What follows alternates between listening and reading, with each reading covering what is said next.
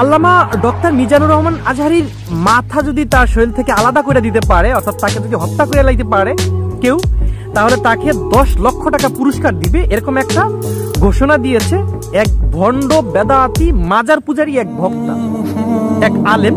তাকে আলেম তো বলা যাবে না, সে জালেম। এই জালেম, এই শেষরা মৌলবী এরকম বক্তব্য দিয়েছে। আর এই বক্তব্যটা হই না, আসলে আমি প্রথম অবাক হয়ে গেলাম। আমি ভাবলাম, সর্বপ্রথম যেটা মনে করেছি যে আল্লাহ না জানি আল্লামা ডক্টর মিজানুর রহমান আজহারী কত বড় অপরাধ করে ফেলছে, যেই কোনো একটা বড় ধরনের অপরাধ করেছে, যেই অপরাধ করানোর কারণে এই মৌলবী এই ধরনের ঘোষণা দিয়েছে। তো আমি একটু খোঁজ নিলাম যে আল্লামা ডক্টর মিজানুর রহমান আজহারী কি এরকম অপরাধ করেছে যার কারণে তাকে তার গর্দান আলাদা করে দিতে পারলো, 10 লক্ষ টাকা পুরস্কার দিবে। আমি খোঁজ নিয়ে যেটা জানতে পারলাম, এখন পর্যন্ত তেমন আহামরি কিছু না। সেই তার আগের কিছু বিতর্কিত বক্তব্য, যেগুলো কিছু কিছু সে নিজেও স্বীকার করেছে যে হ্যাঁ এটা আমার দ্বারা ভুল হয়েছে, সে রুজু করেছে। আর কিছু ভুলের মধ্যে না, তারা ভুল মনে করে আর কি।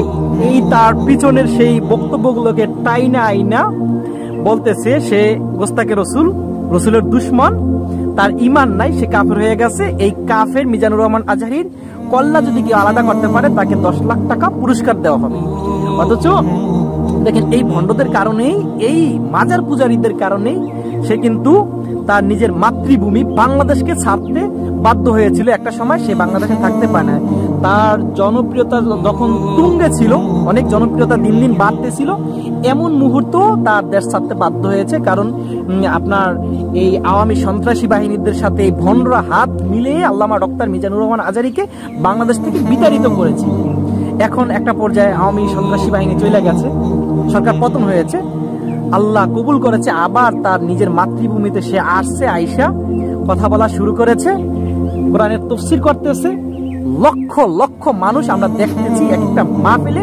গোটা পৃথিবীর ইতিহাসে এরকম কোনো নজির আমরা দেখিনি যে এক একটা মাহফিলে আপনার 20 লক্ষ 30 লক্ষ মানুষ জমায়েত হয়ে যায় একটা মানুষের ভালোবাসাকে কেন্দ্র করে।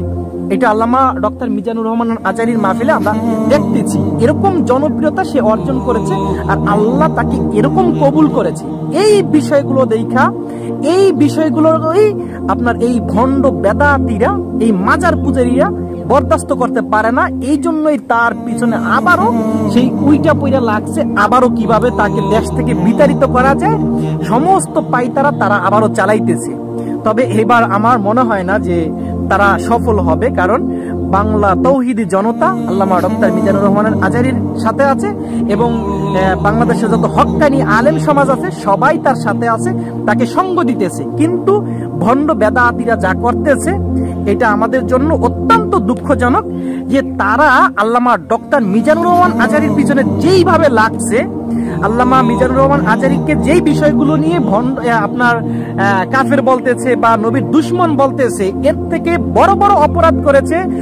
প্রকৃতপক্ষে নবীর দুশ্মন বাংলাদেশে বসবাস করতেছে, তাদের বিরুদ্ধে কিন্তু তারা কথা বলে নাই, তাদেরকে নিয়ে কখনো এরকম হুমকি দেয় না, তাদেরকে কতল করার কথা কখনো বলে নাই, বা তাদেরকে হত্যা করতে পারলে আলাদা মাথা আলাদা করতে পারলে 10 লাখ টাকা দিবে বা 5 লাখ টাকা দিবে, এরকম ঘোষণা তারা কখনো দেয় নাই। আপনি দেখেন, আল্লামা ডক্টর মিজানুর রহমান আজহারী কি সেই ভণ্ড কাদিয়ানীদের থেকেও কি মানে খারাপ হয়ে গেছে?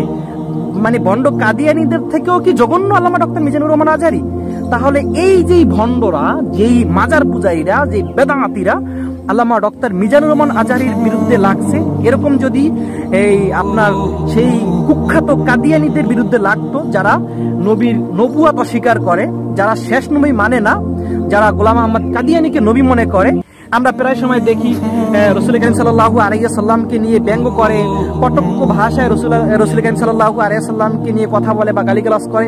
এরকম বাংলাদেশে অনেক কুলাঙ্গার আছে, তাদের বিরুদ্ধে হক্কানি উলামায়ে কেরাম হুঙ্কার দেয়, আন্দোলন করে।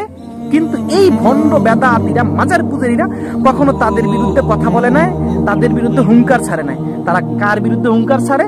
আল্লামা ডক্টর মিজানুর রহমান আজহারীর বিরুদ্ধে হুঙ্কার ছাড়ে। আল্লামা ডক্টর মিজানুর রহমান আজহারীকে আবারও বাংলাদেশ থেকে বিতাড়িত করার চেষ্টা চালাইতেছে।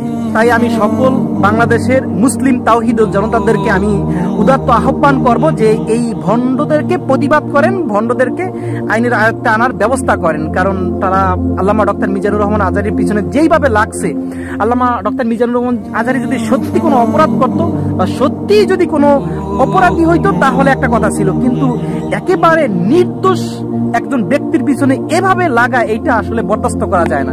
এজন্য সকলকে বলবো সকলের জায়গা থেকে প্রতিবাদ করেন। ভিডিও শেষ করে দিচ্ছি, দেখা হবে পরের কোনো ভিডিওতে। ভিডিও সংক্রান্ত আপনার মূল্যবান মতামত অবশ্যই আমাদের কমেন্ট সেকশনে লিখে যাবেন।